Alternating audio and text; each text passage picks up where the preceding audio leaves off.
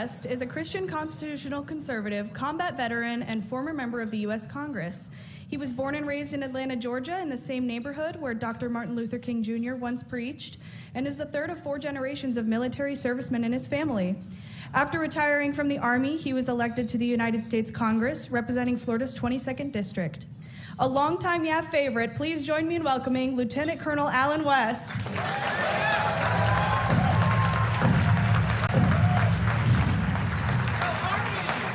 Go Army. Go Army.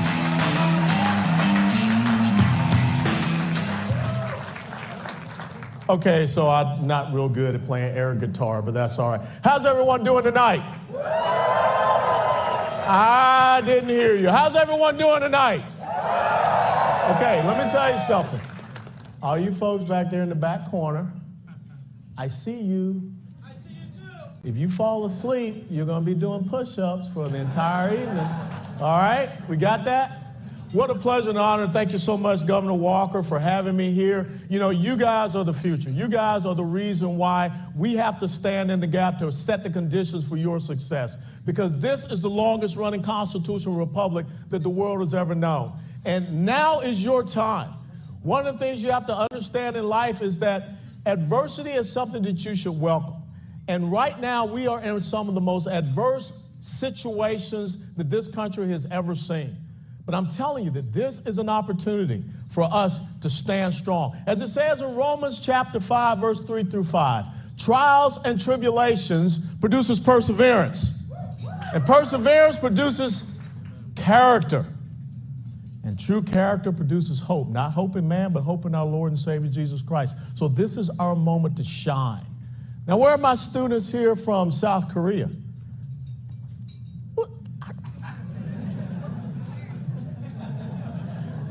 I want to say it one more time. Where are my students here from South Korea?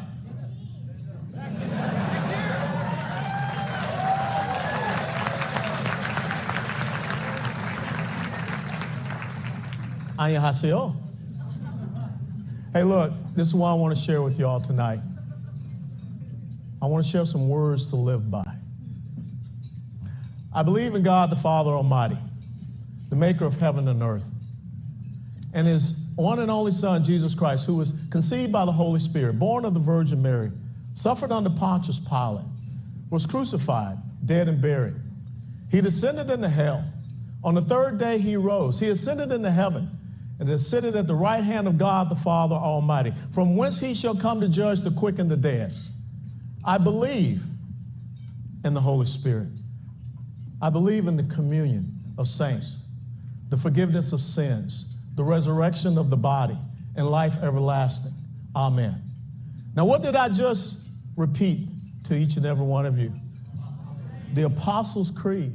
Something that is a little bitty boy at 4th Street United Methodist Church in Atlanta, Georgia, the old 4th Ward neighborhood that produced Dr. Martin Luther King Jr. Every single day of my life, I recited that in church.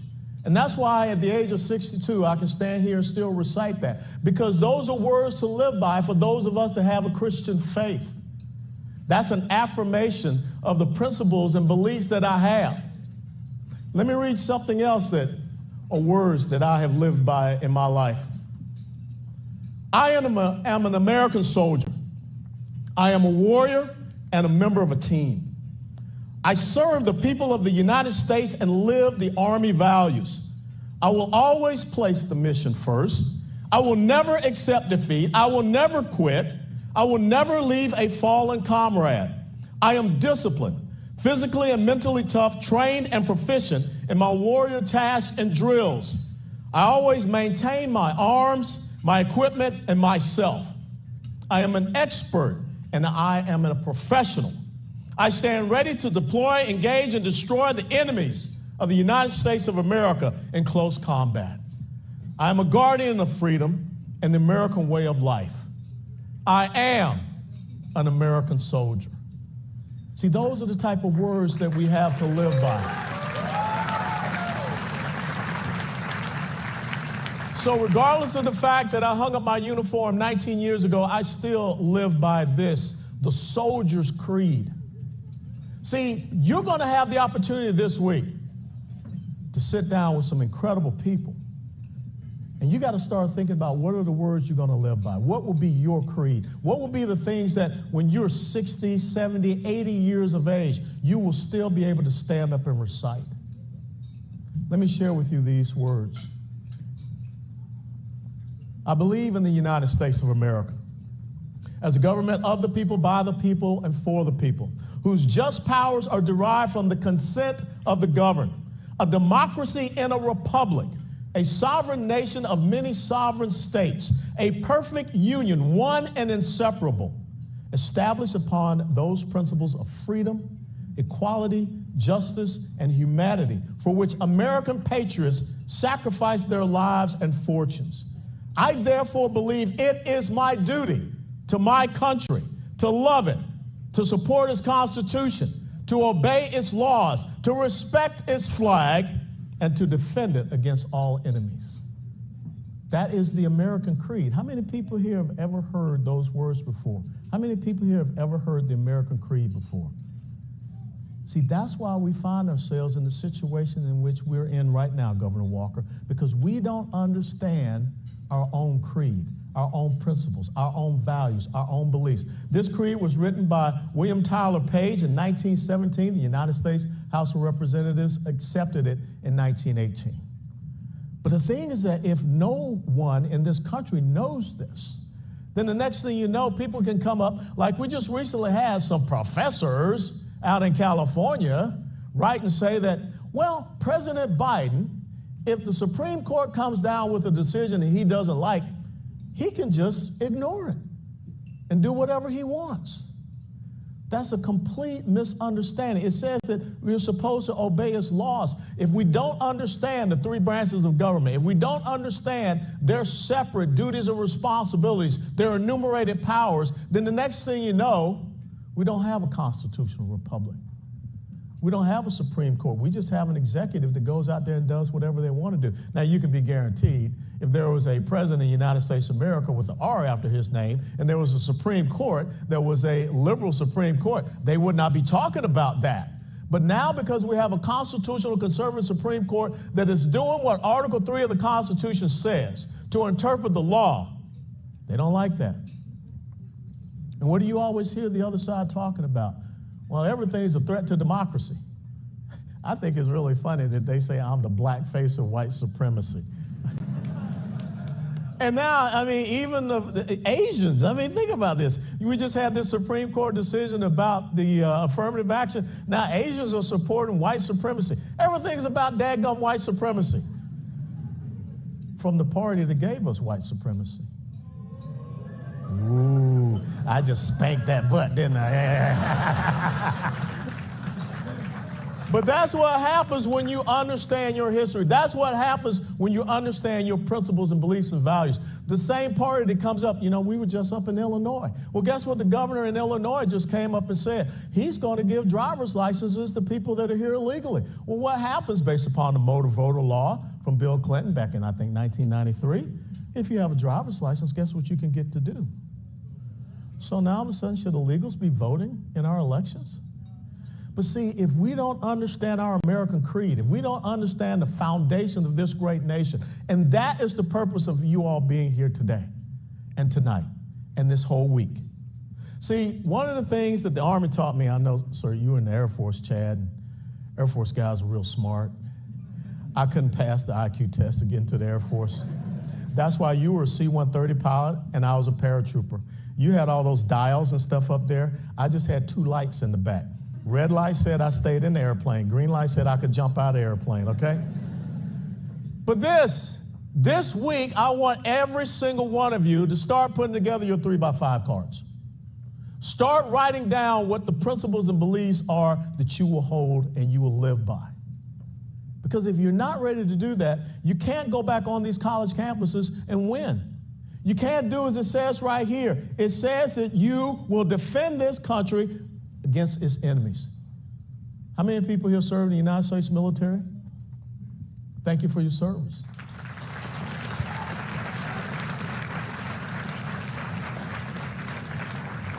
What did that oath say?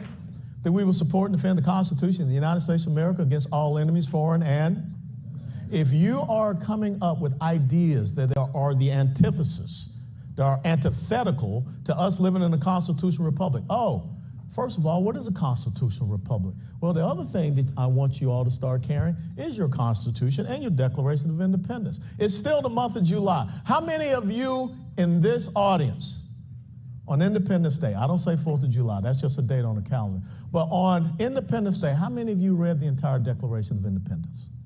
I'm not trying to shame anybody. But see, this is the problem that we have. Okay, Governor, you get a little gold star, okay?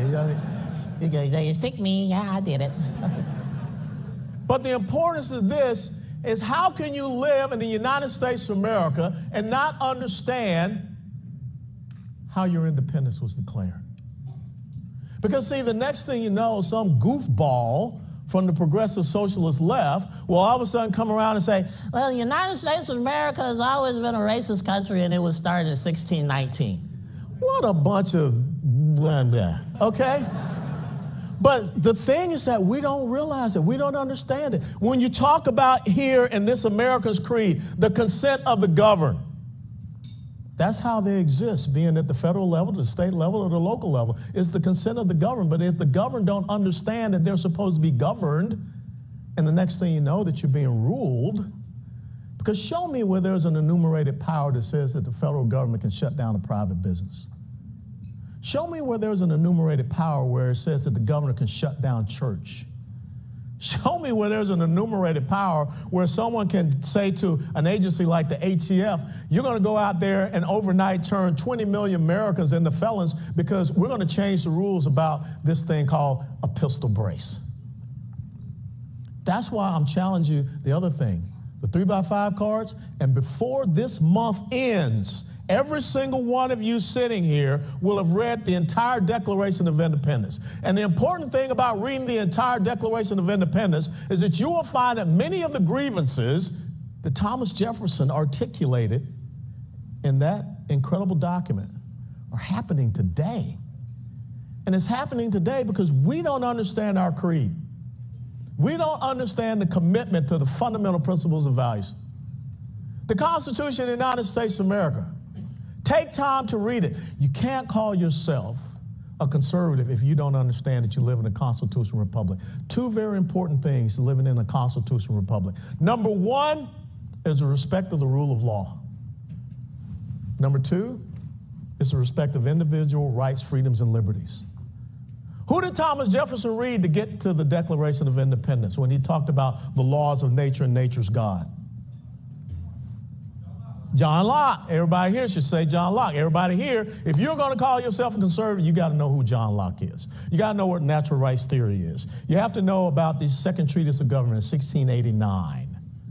Life, liberty, and property were the original and inalienable rights that come from our Creator God. How many of you all here have read Frederick Bastiat's The Law? Everybody here, write that down. That's another one of your homework assignments that has to be part of your 3x5 cards. You need to read the law. Why? Because Frederick Bastiat, the French economist, in 1850, he talked about the right and proper relationship between the institution of government and the individual. The individual, their rights, their freedoms, and liberties are sovereign over the institution of government. That's why Abraham Lincoln said, that's why it's in the American Creed, that a government of the people, by the people, and for the people. It's not the government for the elite. It's not the government for the Marxists. It's not the government for the lefts. It's not the government for Hollywood. It's not the government for academia. It's your government. But if you don't study and understand these things, what does it say in the Bible? My people suffer for lack of knowledge. And that's where we are in the United States of America. And that's why I'm so honored to kick off this week for you all. Because from this point, you got to start building up that 3x5 cards. Because you're going back onto college and university campuses. Let me tell you something. When I went to the University of Tennessee 1979 to 1983, the biggest thing for us at the University of Tennessee in the fall was beating Alabama. We did it my senior year, okay? And the biggest thing in the winter was beating the University of Kentucky in basketball. We didn't have to contend with the things that you all have to contend with. I mean, Madison talked about those chuckleheads up there at Buffalo. And why do I call them chuckleheads? This is what a chucklehead is. A chucklehead is a person that's so stupid all you can do is laugh at them, okay?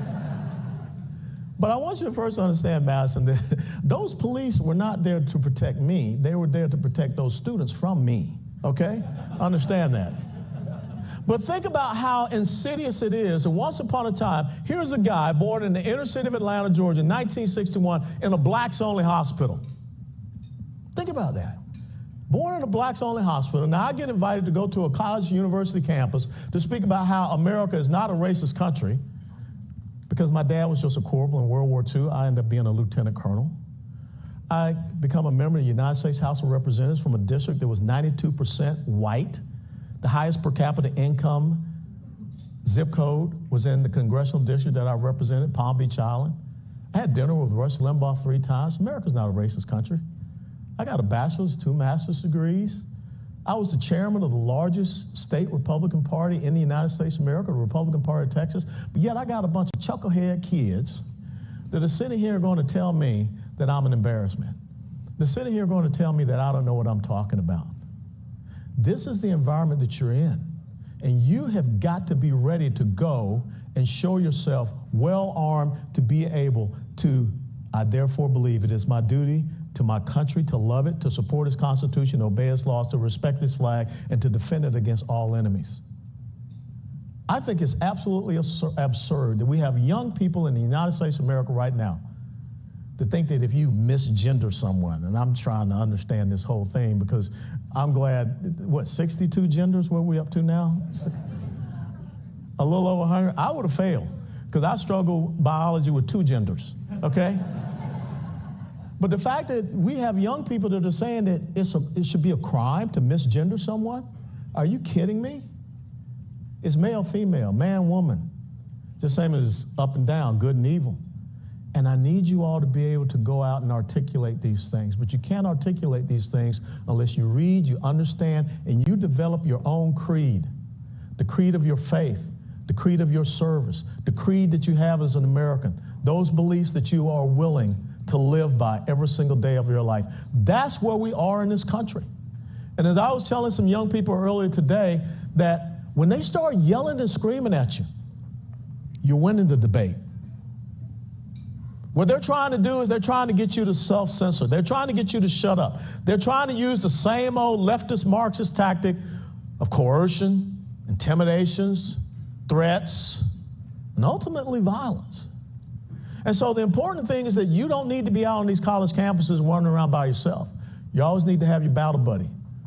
So when you go back to your campus, I want to make sure that you have your battle buddy. Someone's always going to have your back. Because as it says in Proverbs, Solomon said that iron sharpens iron, steel sharpens steel. And the only way that you're going to get better is you got someone that is helping you to get better. But you've got to start by understanding what it is that you believe in. A sovereign nation of many sovereign states. I live in Texas. Well, those Aggie whoops.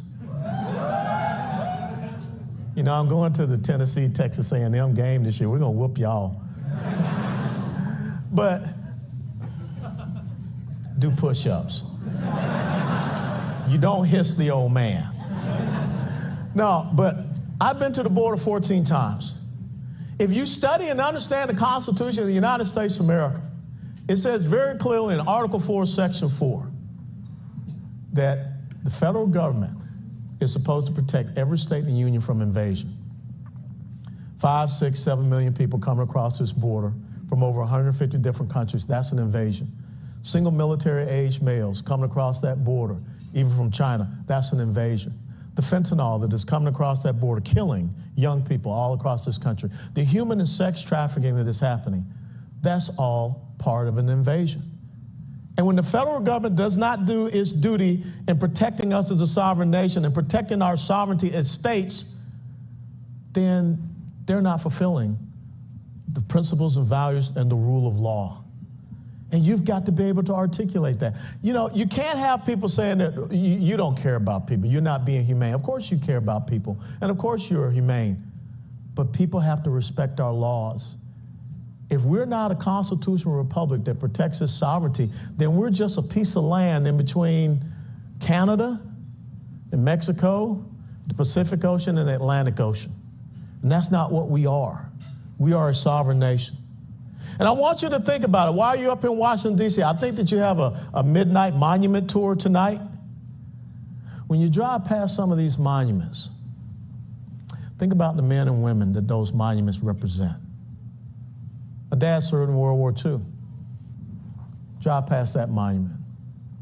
My older brother served in Vietnam. Drive past that monument, as well as my father-in-law.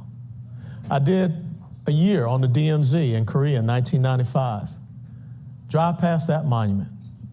On the other side of Potomac, they're going to finally build a memorial to Operation Desert Shield and Desert Storm. That was my first combat tour of duty. Think about the men and women, as it says here, for which American patriots sacrificed their lives and their fortunes. When you read the Declaration of Independence, those 56 signers pledged their lives, their sacred fortunes, and their honor so that you can be sitting here tonight. And it will be your duty and responsibility to do the exact same, to pass it on to subsequent generations. But if you don't know what you believe in, if you don't know who you are, being a Christian, a soldier, an American, then someone's going to come along and they're going to feed you anything, and you may believe it. That's why YAF is so important. That's why it's so important you continue to support YAF, sir. Because life ain't about what we have. Life ain't about, as I said in Dixon, Illinois, it's not about the cars that we have, the money in our bank accounts, the houses that we have. It's about what we pass on. My dad, as I said in Dixon, was born in 1920 in South Alabama. And he went and fought for this country in World War II at a time when it was a segregated army. But at the age of 15, my dad inculcated in me a commitment of service and sacrifice to this country when he said to me, his middle son, there is no greater honor than serving this country in uniform. And he challenged me to be the first officer in this family. From a man who was born in the segregated South, served in a segregated army, this is what he produced. This is what he calls me to believe in and understand what true freedom is. Go out and tell your friends on college campuses that I ain't responsible for their dadgum college student loans, okay? I ain't. That's good English.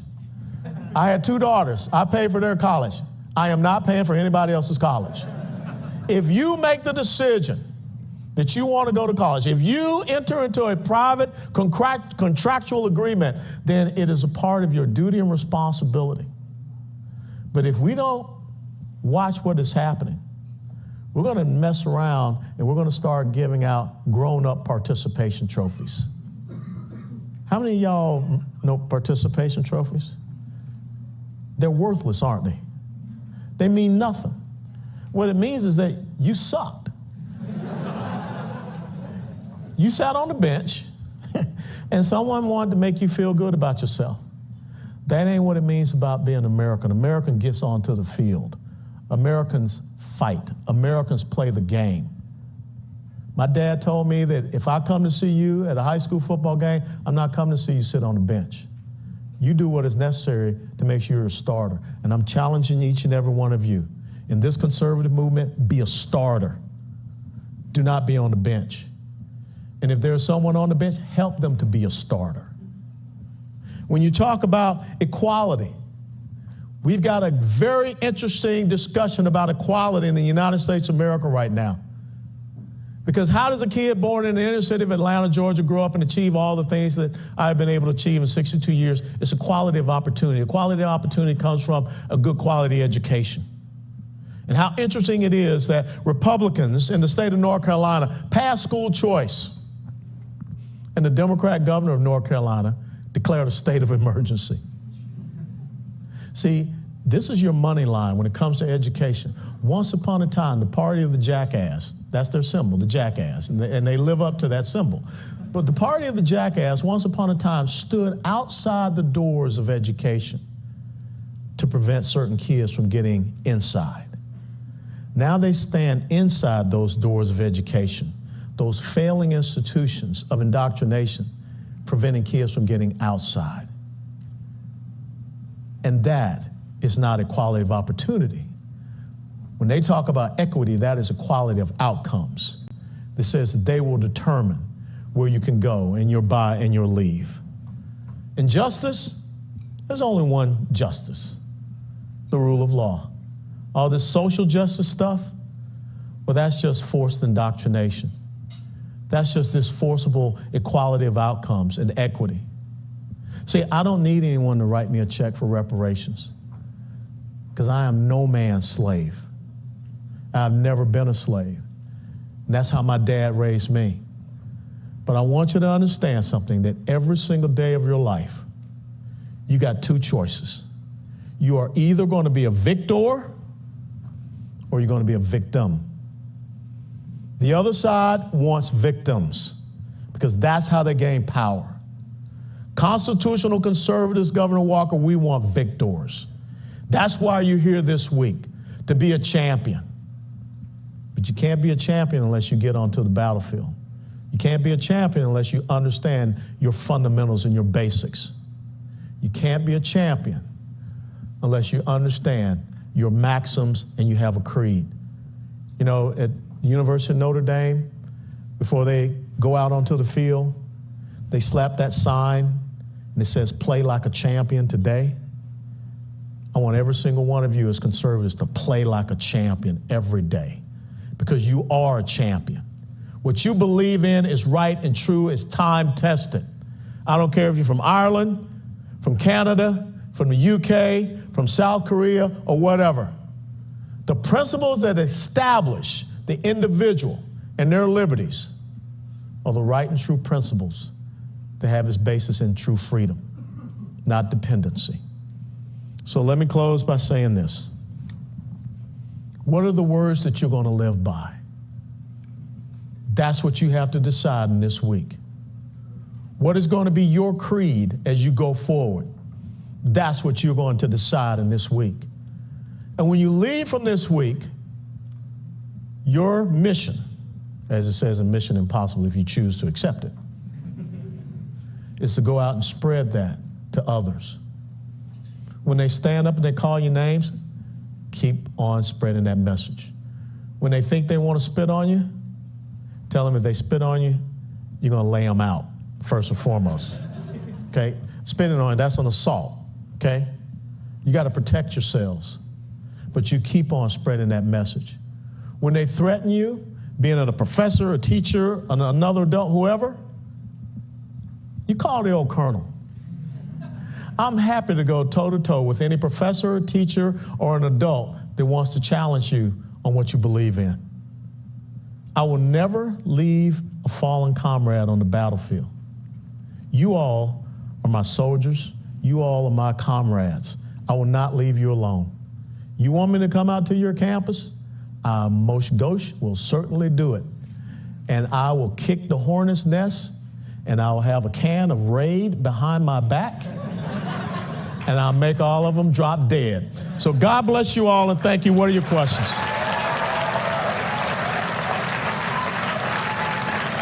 Thank you.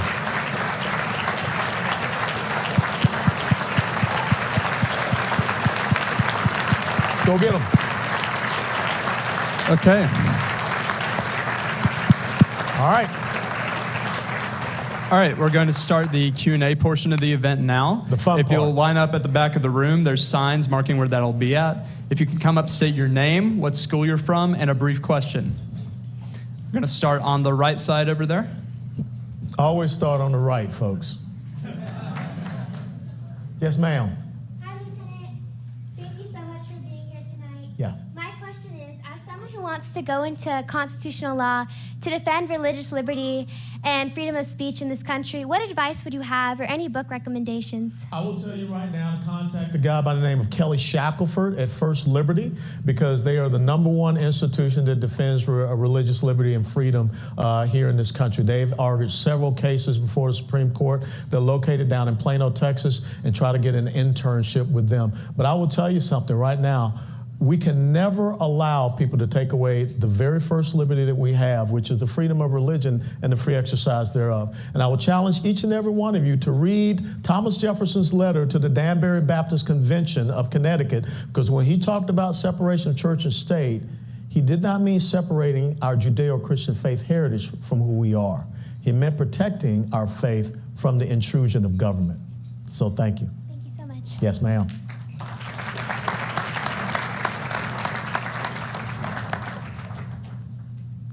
Uh-oh, my friend from Iowa.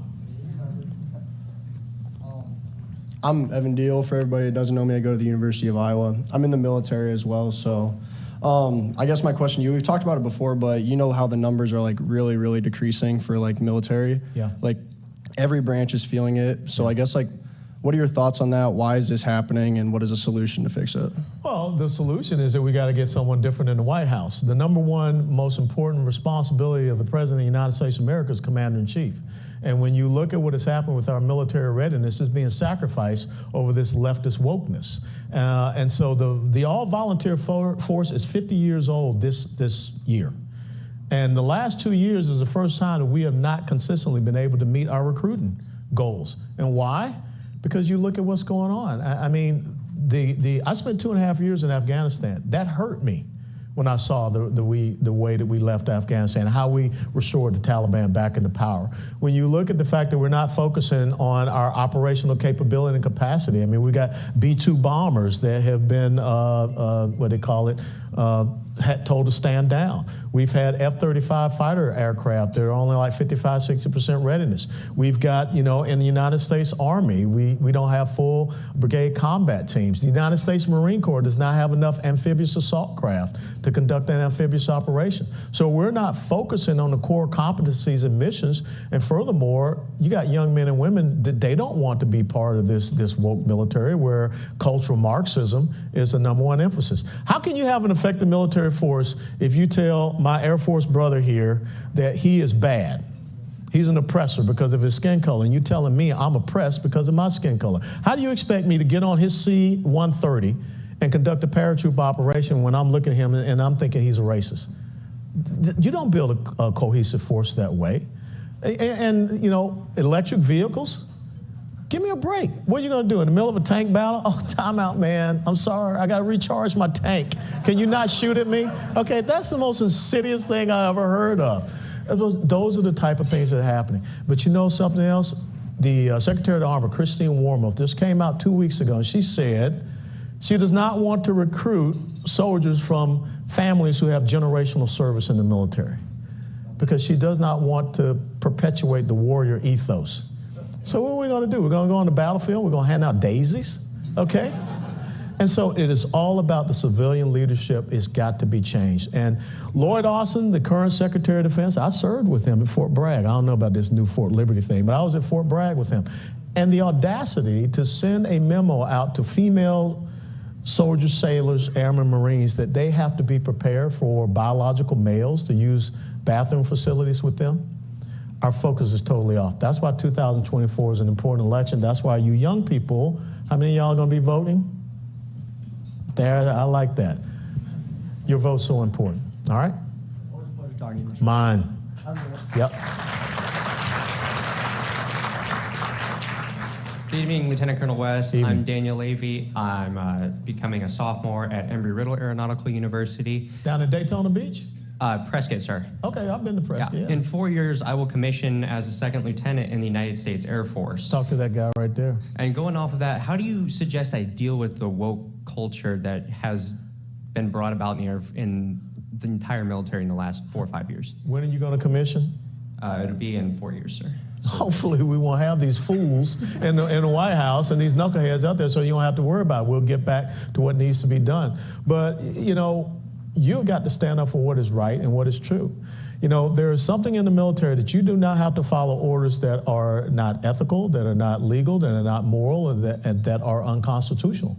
That's why in this National Defense Authorization Act, we're pushing for these men and women who were put out of the military for refusing to take that shot, for them to be reinstated in the military with back pay at their former rank, because they were absolutely right to refuse that. That was a immoral and unlawful order that they gave. So always stand up for what is right, because your men and women that you're going to be called to serve, they're going to be watching to make sure that you're there to protect them and not just further your own career. So it's an honorable thing to serve in this nation. But what we've got to do is make sure we have honorable leaders that will also serve this nation. Okay?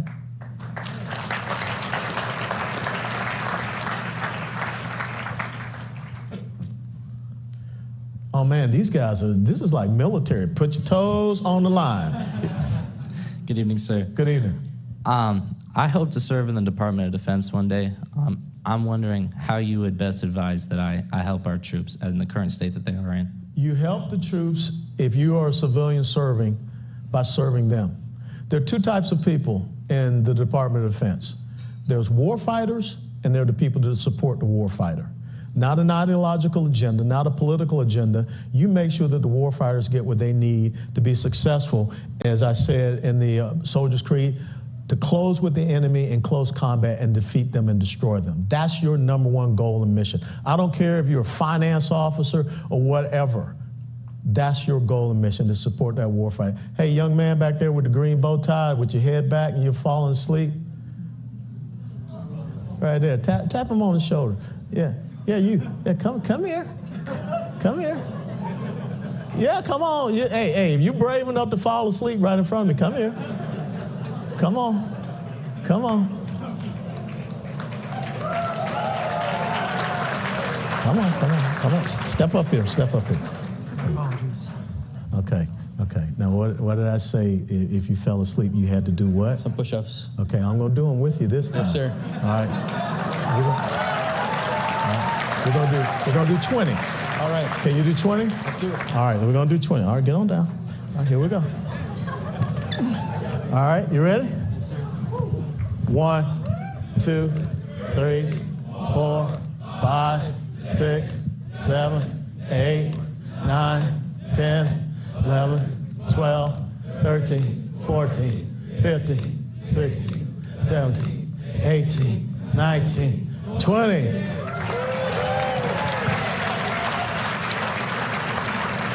Stay awake. Yes, sir. All right. Y'all thought I was kidding, didn't you? Yes, sir. That was really it. Thank you very much. Yes, ma'am. Hello, thank you for speaking with us tonight, and thank you for your service. My My pleasure. name's Caitlin, and I go to the University of Florida. Go Gators. Oh, no. None of that gator chop stuff here. My question for you is, this past semester I took a class where a professor told us that the reason why we entered the American Revolution was to preserve slavery and white supremacy. What are your thoughts on that, and how do we stop that from happening in our institutions? Well, you ever saw that movie Waterboy? Yes. Remember when, he said, why do alligators have all those teeth? And he stood up and said, no, you're wrong, professor. Maybe you have to go and tackle that professor. No, don't do that, okay? I didn't say that. But I think what you have to do is stand up and challenge that professor and get him to understand that this was not a perfect country at its inception. But it wasn't too long afterwards, in 1863, at a place called Gettysburg, when Abraham Lincoln gave that speech, and he talked about government of the people and by the people and a new birth of freedom. He talked about living up to the promise that was made in the Declaration of Independence. So I think that you need to tell him that there is no nation in 247 years has been able to achieve what it has achieved. And in those very short years, from 1776 to 1863, sought to correct that.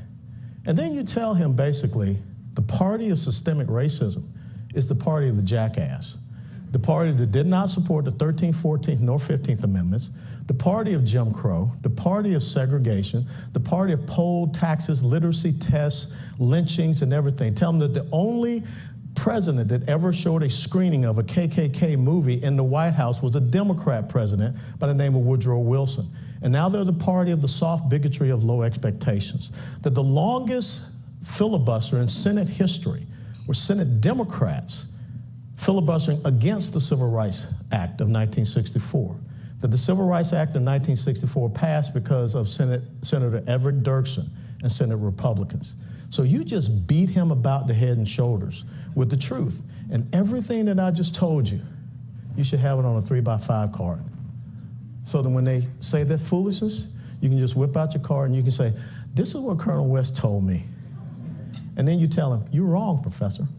That's it. You're welcome.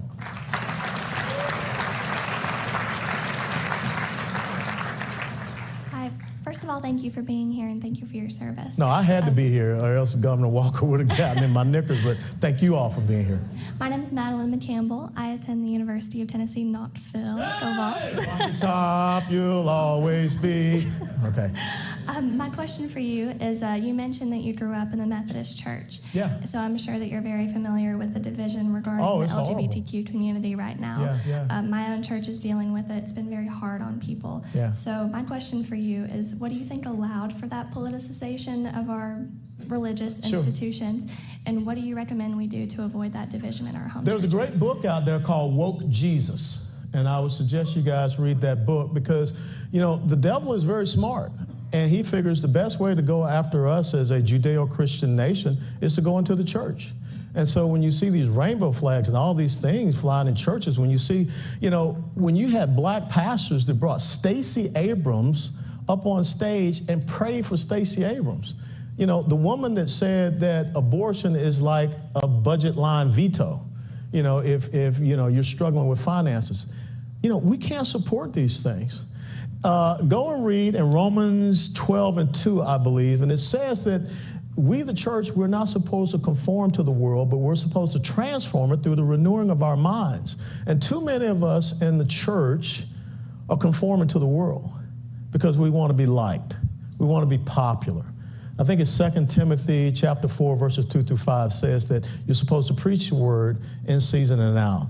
But there was a time that would come when people would put out their false doctrines and false narratives, and they would want to tickle the ears of the people in the pew.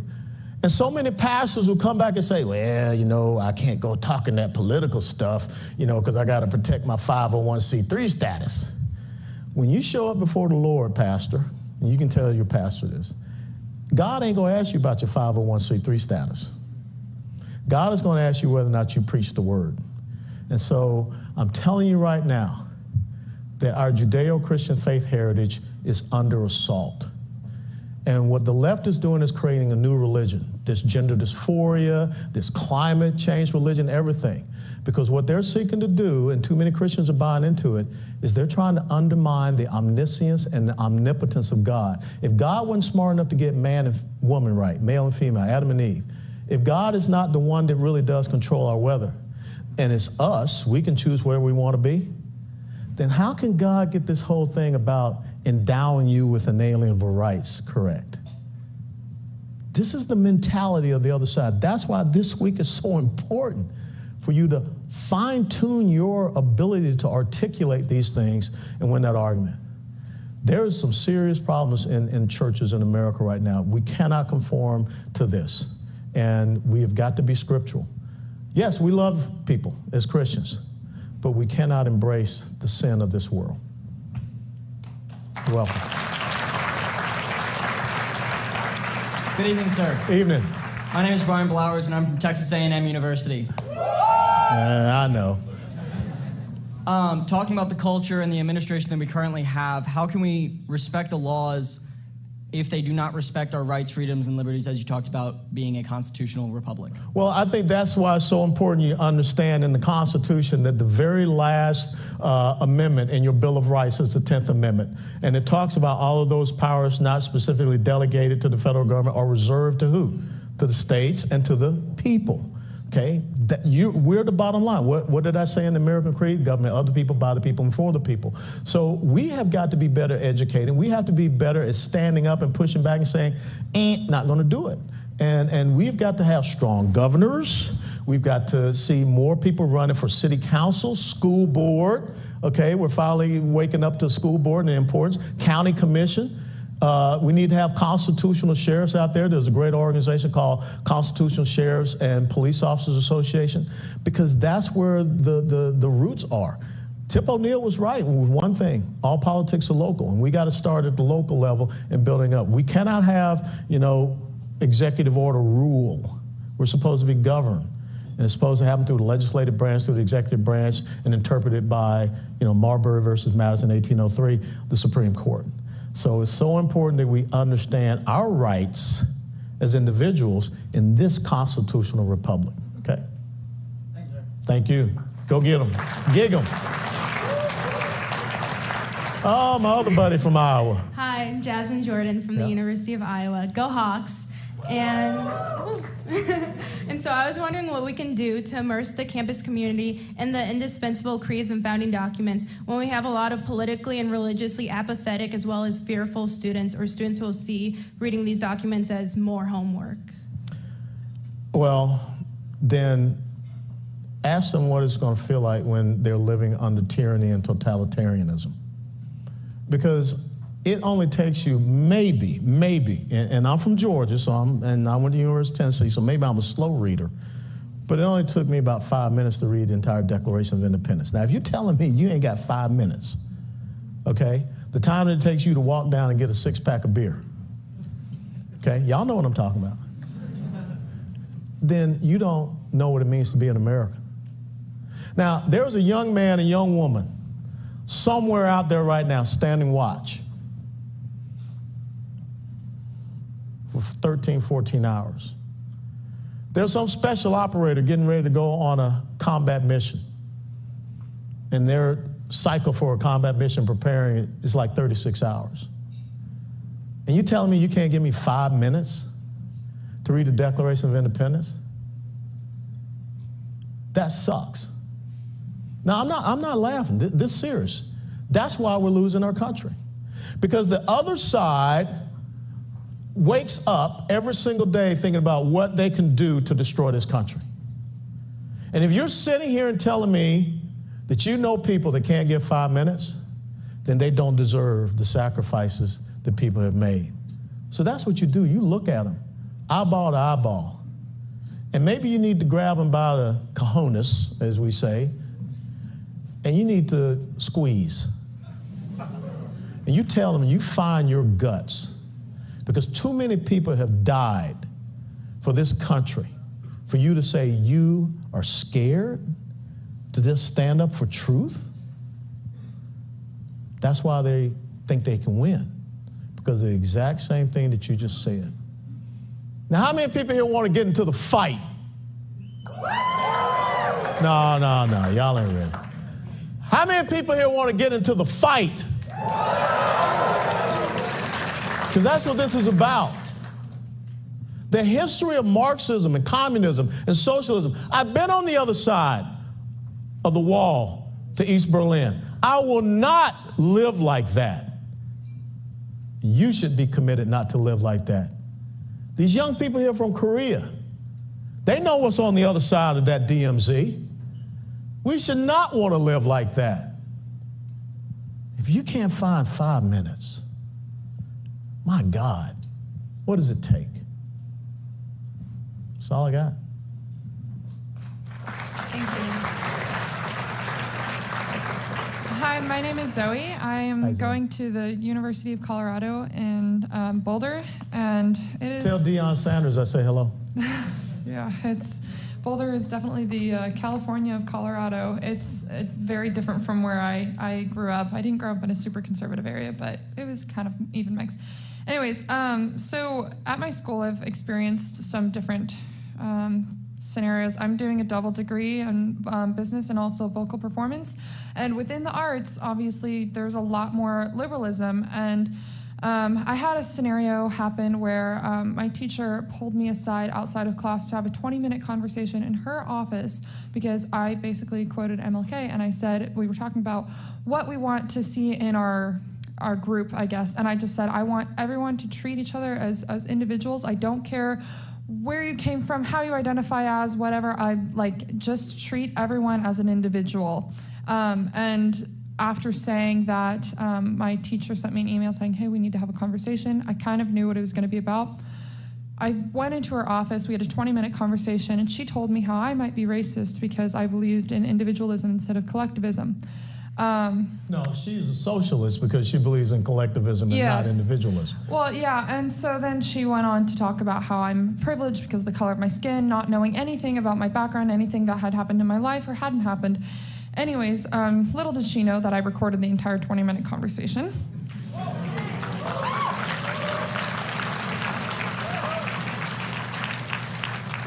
With that being said, I've had other scenarios such as issues with gender. I've almost had a man who identified as a woman walk in on me when I was naked as a 14, 15-year-old young girl. That's really, really scary to not have, basic women's rights. So things like that at work and all that. And my question regarding this is, what am I supposed to do, not just as a student, but as someone who is in the, just in the workforce, Sure. and I have people above me who will disagree with my opinions, and that's fine, except that they will use their power to basically dominate in an unfriendly way. No, you're always protected, and you must always understand your employment rights, but never again go and sit down with a professor like that by yourself. Take someone with you as a witness. Good thing that you record the conversation. And the other thing is that's why YAF is so important, and YAF can bring lawsuits on college and university campuses. They're doing that at the University of Buffalo. So I think that's the power that you have in this organization. You've got grown-ups that are going to back you up, but we just need to know what is happening. And, get someone like Riley Gaines to come and speak on your campus because, she ain't got no fear. And that's what we need to have. We need to have young men and young women that don't have any fear to go on the offense. You don't win a battle on defense, folks. You only win on offense. Okay, so that's what I want you to understand. So get these young people like a Riley Gaines to come in and talk about this issue, and always be in contact with YAF headquarters for some of these things that you see, because they got the legal background to help you out, okay?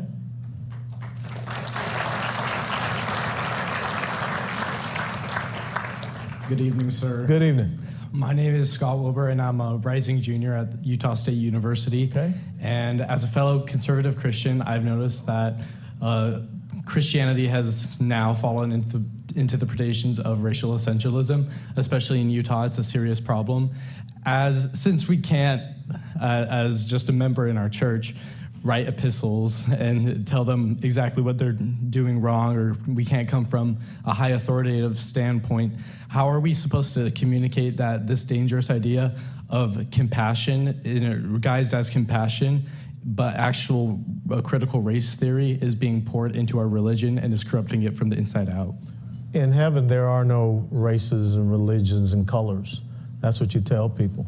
This is man-made dogma, and this is, once again, Marx was an atheist. Marx talked about, undermining God. He hated God.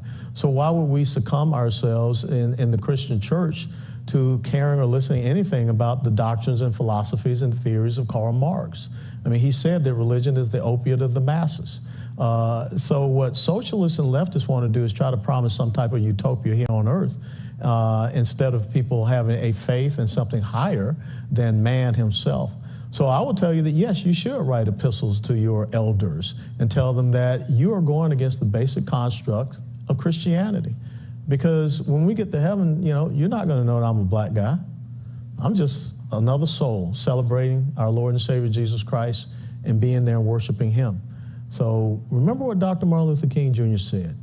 He wanted a time in this country when his children would not be judged by the color of their skin, but the content of their character. But it's only one group that continues to talk about color of skin. And we cannot fall into that trap. Okay?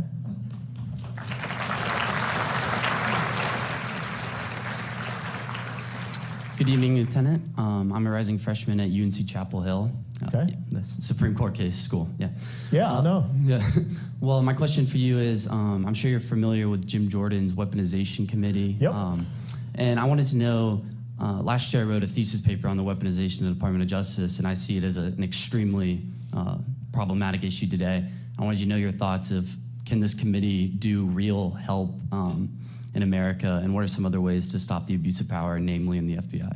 The main thing that they can do is expose this truth, expose evil. The greatest disinfectant is sunlight, and that's what they're trying to do. Now, it's incumbent upon us as American people to make a decision next November.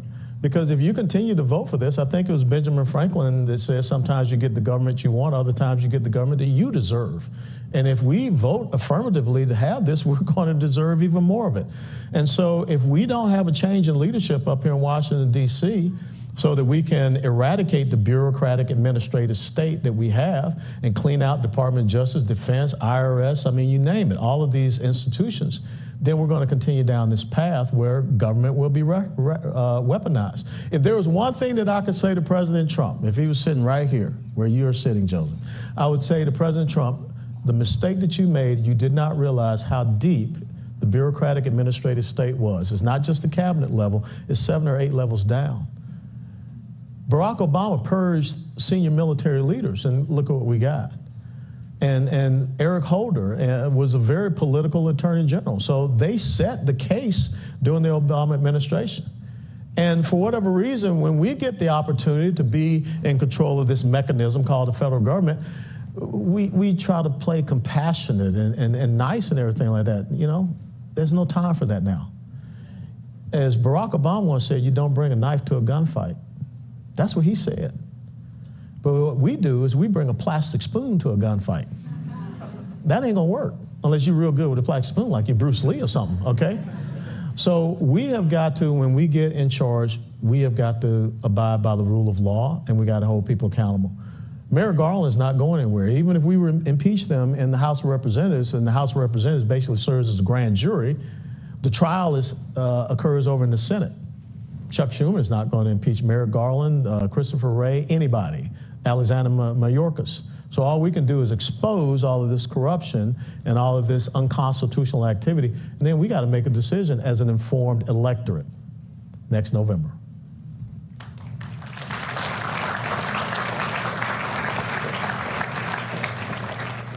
Hello. Hello. My name's Jack Brooks. I'm from the United Kingdom of Great Britain and Northern Ireland. Was that the Irish guy that said that? Oh, it's a throwdown. By the way, Alan, those were not very good push-ups. Trust me, I'll show you later. My question... Okay, time out. How old are you? 24. I'm 62. 3 years ago, were you in a motorcycle accident at 75 miles an hour and completely destroyed both of your shoulders so that now you have screws and pins in them? No. See, this is a teachable moment. Engage brain before firing off mouth next time.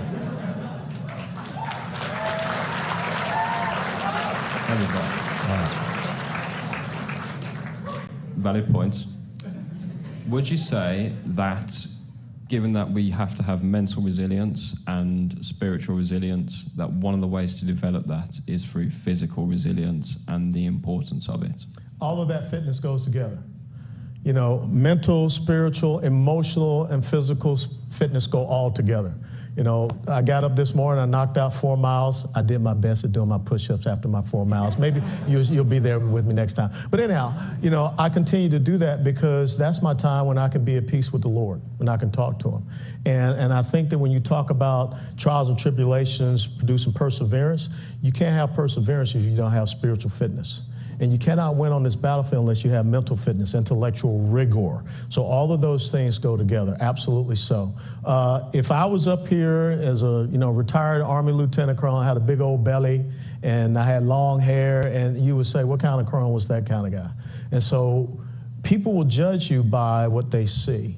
And so it's important that you present that very strong person that has that full armor of God, Ephesians chapter 6, verses 10 through 18, that you're able to go out and withstand all of the attacks of the evil one. And you're right, it's all those aspects of fitness that are so important.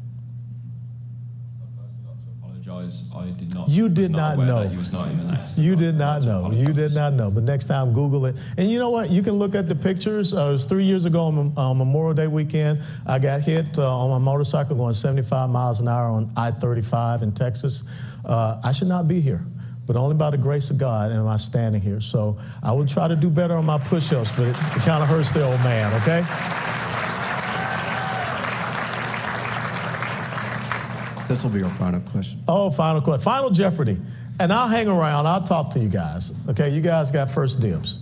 Good afternoon, sir, or evening, sir. My name is Thomas Adcock, U.S. Army Cavalry. Cool. Scouts out. Right. Kansas State University. How do I, as a former soldier, after getting out, as I struggle to find my purpose, serve my community the best without being in the military anymore? Because every single day you need to wake up and decide, what can I do to continue to honor the oath that I once took to support and defend the Constitution of the United States of America? You do not have to be a member of the United States military to serve this great nation. Some of the greatest people that this country has ever produced, they never wore a uniform. But you know what they did? Every day they woke up and thought about how they could serve this great nation. And it started with them understanding the fundamentals of what it meant to be an American. Understanding and developing words that they would live by. Understanding and develop a creed that they would live by. And that's all you have to do. When you come out every single day, again, you're on an ideological battlefield, and especially being on a college and university campus. And what you have to do, is the young man from the UK said, you've got to develop your intellectual and mental fitness, your spiritual fitness, your emotional fitness, and your physical fitness to be able to withstand this battle. But it starts with you at the end of this week. I want to see, CVS should be running out of 3x5 cars tonight. Walgreens should not have any 3x5 cars tonight, because every single one of y'all are going to find a way to get some. And then you got to have this over here, the Constitution and the Declaration. That's how you go out and you serve America, by first understanding what it means to be an American. So thank you all so very much for having me. God bless you all. Have a great week.